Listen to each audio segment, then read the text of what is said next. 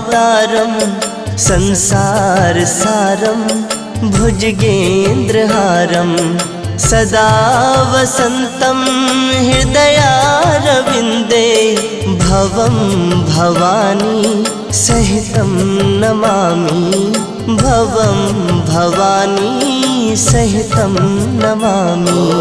कर्पूरगौरं